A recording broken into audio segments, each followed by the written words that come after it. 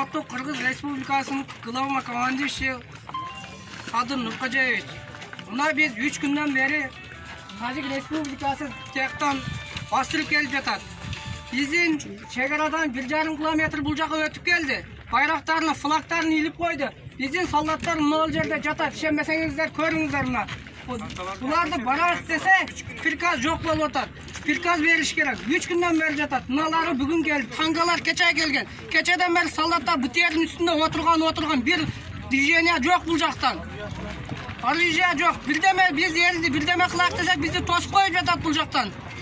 Бир жактуу азыр Тажикстан чыгып келип жатат. Биз жактан эч кандай ответ жок.